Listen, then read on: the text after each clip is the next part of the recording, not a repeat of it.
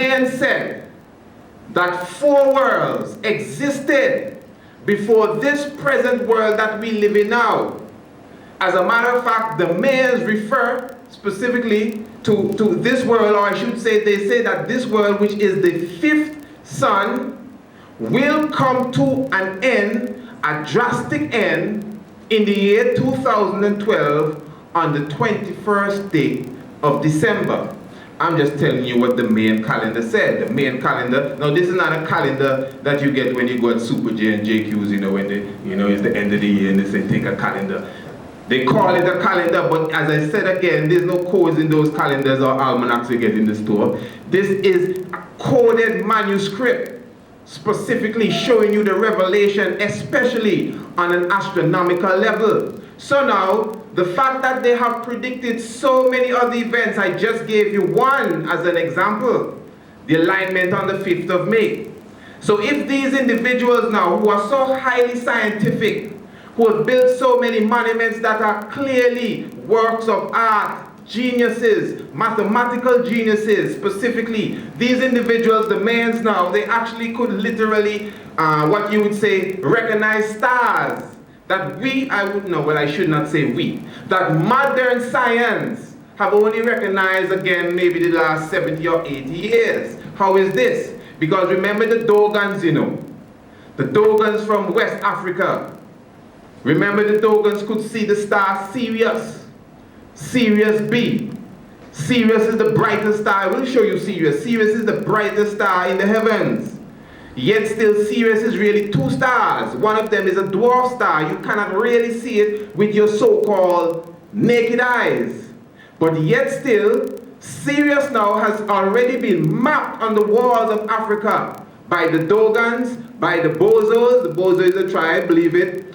And by the Mayans as well. Yet still, it is only in the last 70 years that NASA discovered that there's a star up there known as Sirius B, and they had to use some powerful electromagnetic telescope to even get a glimpse at that. Yet still, the Mayans and the Incas and Aztecs, naked primitive people, already mapped this star that no one could see except they use such a great and grand electromagnetic telescope in this thing. This is showing you that they were way ahead of even the so-called technology, takeaway analogy that they're using today. So this is why now I would consider the prophecies of the Mayans, not just the Mayans, the I-Ching. I-Ching, what you talking about now? Bruce Lee? Yes, the Chinese people now have a document known as the I-Ching. And the I-Ching now speaks of the rise and fall of many nations by date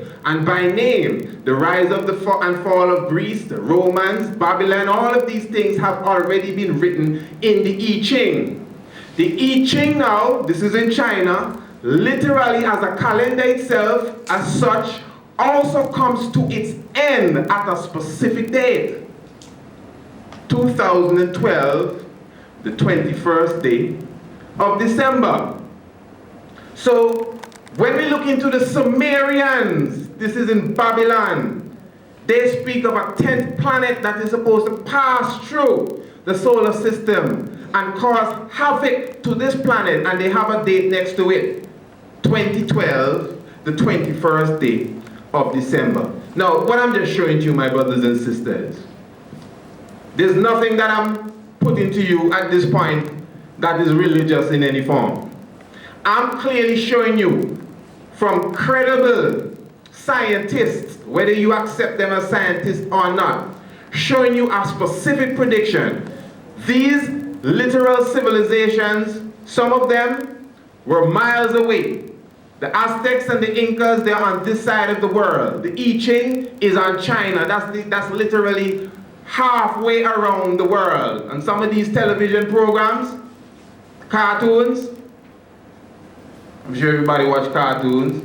They'll show you some man fly up in the air and he drops so hard that he makes a hole in the ground. So hard that he goes right through the center of the earth. Comes out in China, he comes out upside down. You see it on the TV all the time. So that is to show you now that China now is totally on the other side of the world when you compare it to where we are now. Yet still you have a civilization on this side of the world giving the exact prophecy, this is thousands of years ago, as a next civilization on the other side of the world, which preceded that even thousands of years. Even when you go to Kemet, you still find the same prophecy, which is tens of thousands of years ago, even prior to the Mayans, even the Olmecs, to the I-Ching, to the Aztecs, even the Hopi Indians of North America, specifically in their calendar, H-O-P-I, you can look it up, say that the world will end on 2012, 21st day of December. Now, am I going to make this epidemic of mental slavery keep me from investigating this? Because you know, when you're thoroughly brain scrubbed, you don't even want to hear anything like this. If it's not, you know, King James or something, don't come and talk to me. And you know that's the way it is. This is how we stay as a people. So, and that's very bad, because even the same King James is telling you now, well, not really King James, but the book that they played around with there, the people shall perish for a lack of knowledge.